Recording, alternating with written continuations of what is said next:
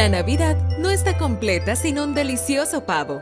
Esta impresionante ave será el centro de la fiesta navideña de tu familia. Puede parecer un poco abrumador, pero si sigues mis sencillas instrucciones será tan fácil como 1, 2, 3. ¡Ay! ¡Mi pavo! No lo toques. Sí puedo, Ya. sí puedo. Ya, por favor. Ya, para, por favor. Digamos ya. ¡Ay, mi pavo! ¡Mi pavo! ¡No! ¡Ay, no! ¡Ya, olvídate del pavo! Hola, queridos amigos, querida iglesia, queridos hermanos, querida familia. Esto es Con en Línea porque la iglesia es donde tú estás. Qué emoción de volvernos a ver una semana más, ya contando las últimas semanas de este 2022. No sé cuántos pueden decir que Dios ha sido bueno a lo largo de este año 2022, a pesar de los desafíos, a pesar de las circunstancias. Creo que hemos visto la bondad y la fidelidad de nuestro Padre Celestial. ¿Cuántos pueden decir amén?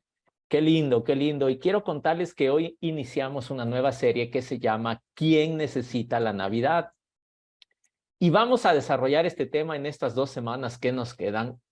Y pues yo sé que también hoy día es la final de la Copa del Mundo, así que pues ahí haciéndole el aguante a la Argentina con expectativa. Pero bueno, enfoquémonos en el mensaje, que de eso podemos hablar muchísimo. Así que pues llega la Navidad. A algunos les gusta mucho esta temporada, no sé para cuántos les gusta mucho esta temporada, a otros con espíritu de Grinch no tanto. Pero independientemente de que te guste o no te guste la Navidad, creas o no creas en Jesús, todos nos vemos envueltos de una u otra forma en esta temporada del año. La gran mayoría de nosotros crecimos escuchando la historia de Navidad, participando de las diferentes tradiciones, de las cenas, los regalos, el amigo secreto, ¿verdad? O incluso actuando en alguna obra de teatro de la escuela, el colegio, de la iglesia, o en tu familia. Ahora bien, el tema con la Navidad es la historia de Navidad, o sea, la historia de María, José y el nacimiento de Jesús. Es una historia increíble, ¿sí? Para muchos puede ser muy difícil de creer y muchos lo han aceptado, más por un tema de tradición que por otra cosa. Y para no verse mal o para no generar una tensión innecesaria, no se ponen a cuestionarla. ¿Te imaginas qué pasaría la cena del 24 si todos sentados en la mesa, un familiar, un ser querido o tú mismo empiezas a decir, honestamente yo creo mucho en la historia de Navidad? Eso del nacimiento virginal de Jesús, eso de que un ángel, una estrella, y es verdad, es una historia difícil de creer. Ahora bien, ¿por qué es interesante la historia de Navidad? ¿Por qué esta historia cobra relevancia?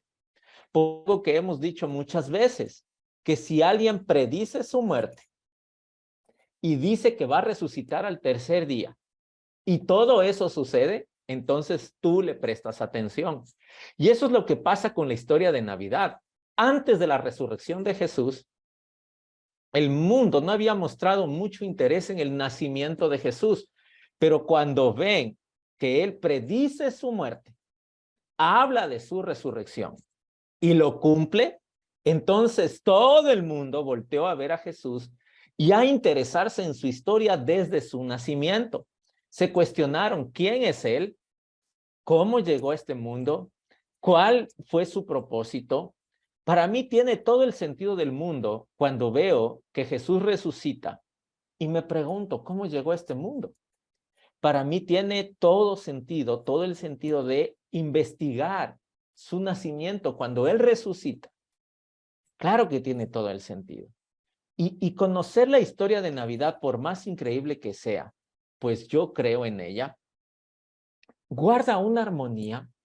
Si tú estudias las Escrituras, todo está divinamente conectado. El relato bíblico, a pesar de este tema, o los autores que escribieron al respecto, tenían cientos de años de diferencia, pudieron relatar, pudieron conectar, pudieron profetizar todo aquello que había acontecido. Sin embargo, no dejo de reconocer que es una historia que para muchos es difícil de creer. Así que vamos a investigar, vamos a profundizar en la historia de Navidad. Y la razón por qué estamos haciendo esta serie, y vamos a hablar de la historia de la Navidad, una historia que, por cierto, no empieza con María, ni José, ni el niñito, ni el burrito sabanero, ni la estrella, ni los sabios, ni los reyes magos, ¿verdad? De hecho, esta historia comienza en el jardín del Edén. ¿Sabías eso? Más de 5,000 años atrás, después de que la primera pareja, Adán y Eva, cometieran alta traición al entregar la autoridad que Dios les había dado para guardar, proteger, trabajar y expandir el huerto del Edén a lo largo de la tierra. Dios le hace una promesa a la mujer, Dios le hace una promesa a Eva y en ella a toda la humanidad. Recordemos que eran la primera pareja sobre la faz de la tierra. Y esta promesa tiene que ver con que Dios iba a arreglar lo que nosotros echamos a perder en nuestros antepasados, Adán y Eva. Acompáñame al Génesis capítulo 3. Yo sé que quizás tú esperabas la historia tradicional de Navidad, pero este día quiero mostrarte que la historia de Navidad no empieza solo con el anuncio del ángel a María y a José del nacimiento de Jesús. No, esta historia tiene comienzo desde el Génesis, capítulo 3, verso 15. Esta es la promesa que Dios le hace a la mujer. Y le dice, y pondré enemistad entre ti y la mujer, y no está hablando del marido y la mujer, ojo. Está hablando de la serpiente, está hablando de Satanás, ¿ok? Que engañó a la mujer para desobedecer a Dios a través del acto de comer del fruto prohibido, que por cierto tampoco es una manzana, eso la tradición nos ha enseñado, ¿ok?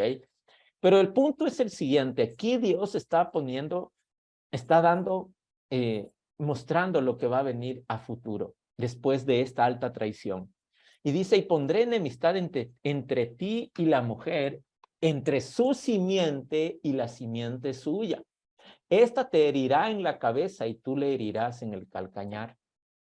Y aquí la palabra simiente suya hace respecto, o es importante que le prestes atención, porque la mujer por sí sola no puede tener un hijo, no puede tener simiente o hijos, necesita de un hombre, de una semilla, para que pueda engendrar vida. ¿Por qué es importante resaltar este punto? Porque claro, el nacimiento de Jesús, eso es un nacimiento virginal con un propósito. Todo tiene un propósito. Mira, muchos miles de años después, el profeta Isaías escribe lo siguiente. Por tanto, en Isaías capítulo 7, verso 14. Por tanto, el Señor mismo os dará señal y he aquí que la Virgen concebirá y dará a luz un hijo y llamará su nombre Emmanuel. Yo sé que suena raro que una mujer virgen tenga un hijo, pero cuando ves el contexto del relato bíblico, esta historia que parece increíble cada vez se vuelve más creíble. Vamos a regresar ahora, vamos a quedarnos en pausa allí por un instante y vamos a retomar cómo esta promesa a lo largo del Antiguo Testamento va cobrando forma. Ya nos dimos cuenta o dejamos la base que en el Génesis capítulo 3 se introduce esta promesa de la simiente de la mujer. De la simiente de la mujer va a salir alguien que va a herir, que va a destruir al enemigo. Pero ¿cómo lo va a hacer? O sea, ¿cómo Dios está planificando arreglar todo lo que nosotros desordenamos, desarreglamos en el Edén? Mira, en Génesis capítulo 12, verso 1, empieza a tener esto más sentido. El Señor llama a Abraham y le dice, deja tu tierra, tus parientes y la casa de tus padres y vete a la tierra que te mostraré. No estamos seguros de por qué Dios eligió a Abraham, así como no estamos seguros por qué Dios eligió a José y a María. Pero el tema es que lo eligió y le pidió algo muy complicado. En ese tiempo, tu valor estaba totalmente conectado con tu tribu, con tu familia. Y Dios le dijo a Abraham que deje todo eso. O sea, le estaba diciendo que deje lo que más le importa a Abraham. Y luego de esto, Dios le hace unas promesas a Abraham. Génesis 12, verso 12 en adelante, le dice, haré de ti una nación grande. Y es importante que sepas esto. Abraham en aquel entonces tenía unos 75 años y no tenía hijos. Por lo que Abraham pudo haber pensado, entiendo que tú eres Dios, pero eso es muy complicado. Y las promesas continuaron en el mismo capítulo 2. Haré de ti una nación grande y te bendeciré y haré famoso tu nombre. A lo que de seguro Abraham pensó, Dios, no voy a ser famoso, la gente ni siquiera sabrá que yo existí. Imagínate, me estás pidiendo que deje mi apellido, mi familia, por lo que me podrían llegar a conocer. Entonces la promesa continúa, vienen más promesas del mismo capítulo 2 y serás una bendición para otros. Y esto de ser una bendición para otros no tenía nada de sentido en aquel entonces, porque en ese tiempo la gente no acostumbraba a bendecir a otros que no fueran de su propia familia. En el verso 3 dice, y serás una bendición para otros, bendeciré a los que te bendigan y maldeciré a los que te maldigan. En otras palabras, Abraham, yo seré parte de tu historia y de la historia de tus hijos y de la de los hijos de tus hijos. Seré parte de esta historia hasta que llegue a su fin y nada la detendrá. Eso era lo que Dios le estaba diciendo en esta frase. Y después Dios le dice algo totalmente incoherente en el verso 3. Por medio de ti serán benditas todas las familias de la tierra. En ese tiempo no se hablaba en términos de países, sino de familias. Por lo tanto, lo que Dios le estaba diciendo a Abraham era que serían bendecidas todas las naciones de la tierra. O sea, Abraham, llegará el momento en el que todo el mundo será impactado por lo que voy a hacer a través de ti. Eso era lo que le estaba diciendo Dios a Abraham. Lo complicado de esta promesa, amigos, era que en esos tiempos las familias, los pueblos no bendecían a otros, sino que más bien se conquistaban, esclavizaban y saqueaban. Si no, para muestra un botón lo que está pasando entre Rusia y Ucrania. Casi digo Croacia. Y Ucrania, ¿ok? Eso era algo común en la época de Abraham. No es que las familias, las tribus, les nacía ir y bendecir a otros, no.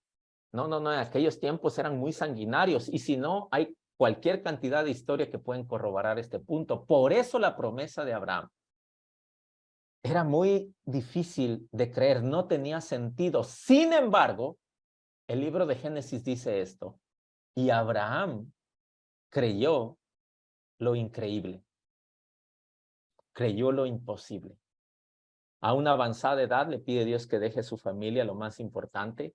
Le dice que le va a dar un hijo a pesar de que con su esposa son de avanzada edad y ya no están en tiempo de tener hijos.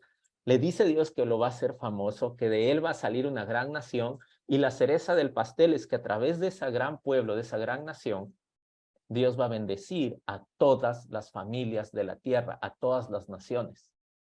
Una vez más, Abraham creyó lo increíble. Prácticamente Abraham le dijo a Dios, no tengo idea, no tengo la más mínima idea de cómo puede suceder esto, no tengo hijos y de hecho no voy a estar aquí para ver si me convierto en una nación, pero te creo, Señor. Abraham eligió creer una promesa incoherente, increíble y literalmente imposible de... Ahora, si creciste asistiendo a la iglesia o si eres judío, conoces algo sobre el Antiguo Testamento, sabes que finalmente Abraham y Sara sí tuvieron un hijo. Su nombre fue Isaac. E Isaac tuvo 2 hijos. De hecho, estos 2 hijos también son famosos. Esaú y Jacob. Usted sabe la historia por lo de las lentejas. Algunos teólogos dicen que era un arroz con menestra y carne asada. Pero estos 2 hijos, Esaú y Jacob, también tuvieron hijos y específicamente Jacob tuvo 12 hijos y 10 de sus hijos no querían a su hermano José. Ahí empatamos con José, el príncipe de Egipto. Y seguro recuerdas esa historia. Sus hermanos no sabían si lo vendían o lo mataban. El asunto que José terminó en Egipto y luego todos estos se fueron con sus familias a Egipto y llegaron a ser una nación, pero una nación de esclavos. Porque se levantó un faraón que no conocía a José, lo que él había hecho, el beneficio que había traído la nación egipcia y decidió esclavizar a la nación de Israel. Y por varios cientos de años, el pueblo que vino de Abraham, a través de quien Dios iba a bendecir al mundo, vivió en Egipto como una nación de esclavos. Y después de cientos de años, Dios envió un libertador. Y aquí es donde entra Moisés. Y sin contarte toda la historia, porque posiblemente ya la sepas, Moisés sacó a la nación de Israel Pero en Egipto no se sentían tan bendecidos por los descendientes de Abraham como era la promesa inicial de Dios. Entonces pasaron aproximadamente 1000 años después de lo que Dios le hizo la promesa a Abraham. Abraham se convirtió en una familia grande, la familia se convirtió en una nación y finalmente la nación se convirtió en un reino, que conocemos como el reino de Israel. Su primer rey fue Saúl y luego vino el gran rey de Israel, el rey David. Y luego su hijo Salomón, este rey sabio. Pero luego de Salomón, la nación se dividió en dos partes, el reino del norte y el reino del sur. El reino del norte era conocido como Israel y el reino del sur era conocido como Judá. Y entre ambos reinos estuvieron en constante conflicto como por unos 300 años. Así que si tienes hermanos mayores, menores, tú sabes los conflictos que pueden haber entre hermanos. En Israel lo hubo, pero duró muchísimo tiempo, 300 años.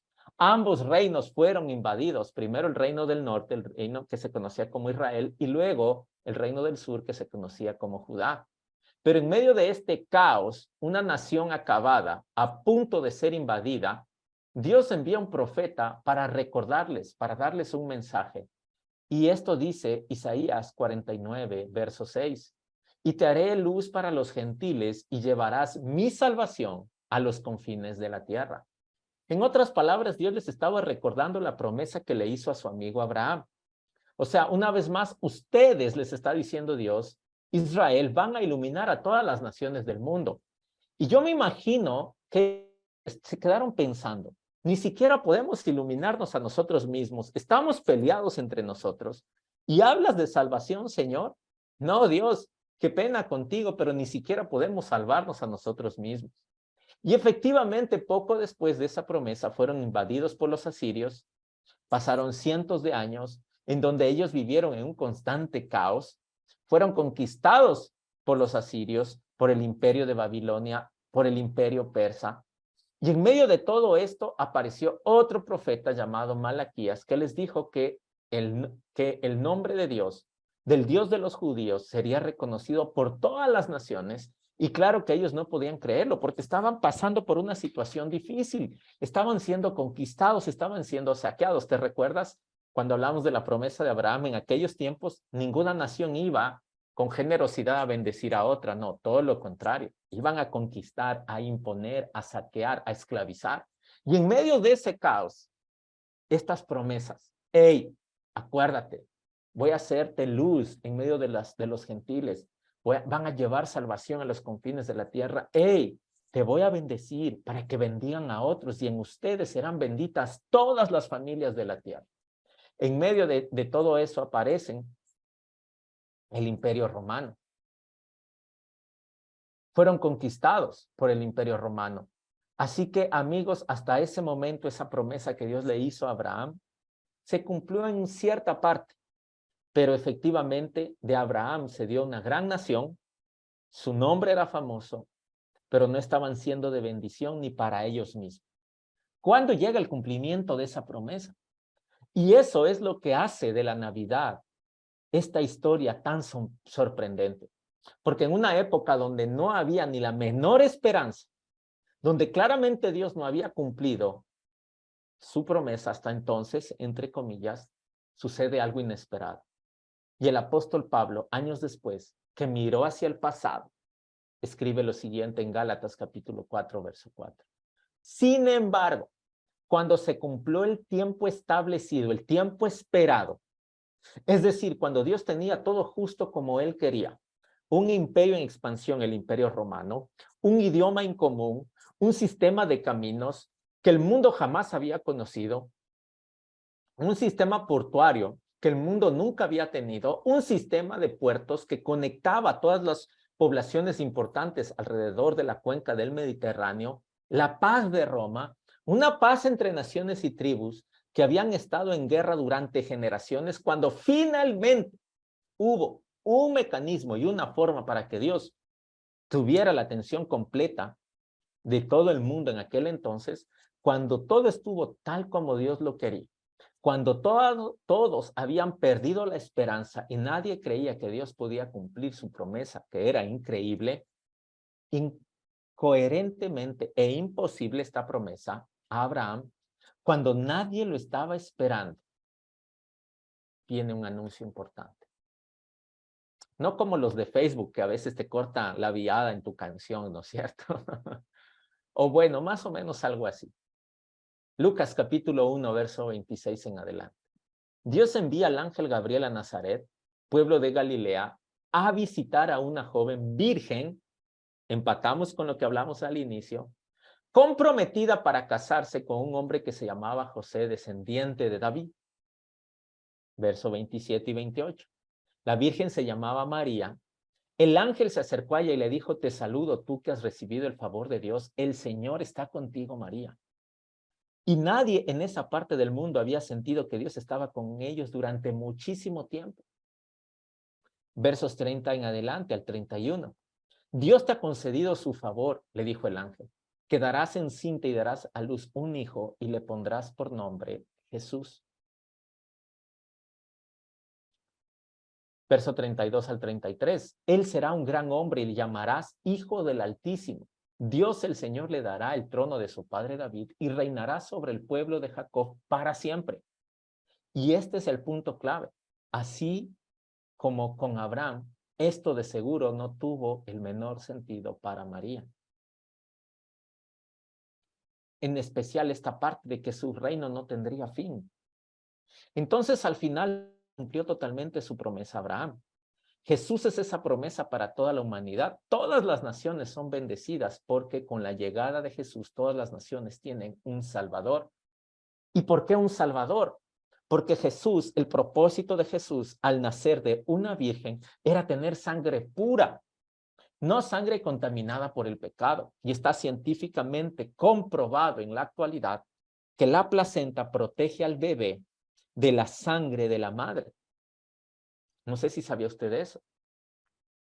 Científicamente usted lo puede googlear. Por eso es que Jesús no viene de un linaje paterno, o sea, no tiene un padre terrenal, porque su sangre era pura, sin pecado. Para poder, a través de la cruz del Calvario, derramar su sangre y poder limpiar nuestros pecados, nuestras faltas, nuestros errores, nuestras equivocaciones. Por eso es tan especial la Navidad, porque en un mundo sin esperanza, sin oportunidades, llega el Salvador. No para darte más reglas, no para darte más códigos, sino para darte salvación, para darte perdón, para darte amor, para extenderte gracia, para extenderte misericordia, para darte una nueva oportunidad. Ya no para seguir fallando, sino que con su ayuda, que tú puedas dar en el blanco. Que ese padre, esa madre que anhelas ser para tus hijos lo puedas ser. Que ese esposo, esa esposa que anhelas para tu matrimonio lo puedas lograr.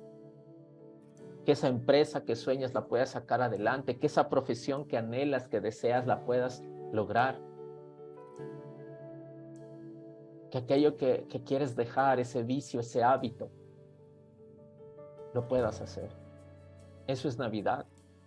Por eso es tan importante la Navidad, porque una de las cosas que representa la Navidad es que Dios siempre cumple sus promesas, y aun cuando parece que Dios no está haciendo nada, Dios estaba trabajando tras bambalinas, tras escena, tras bastidores.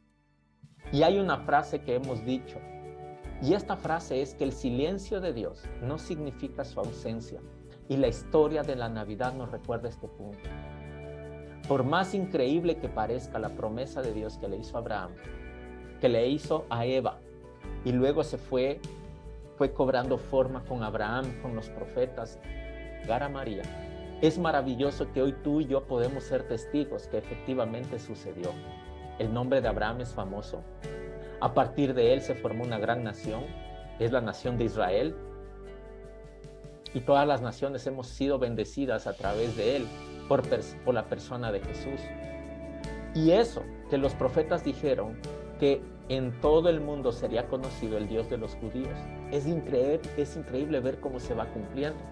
Ver que todos los años miles y miles de personas viajan de todo el mundo para visitar el lugar donde Jesús nació.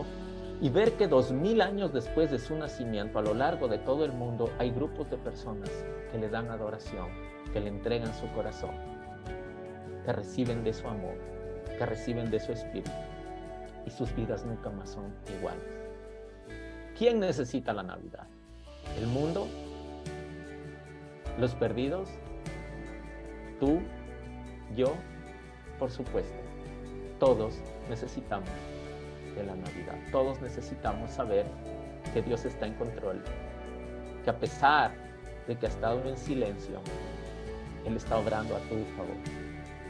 Y sabes, todo empieza con una sencilla oración. Si te animas, te voy a guiar en esta oración. Con tus propias palabras, dile: Señor Jesús, te entrego mi corazón. Creo en ti.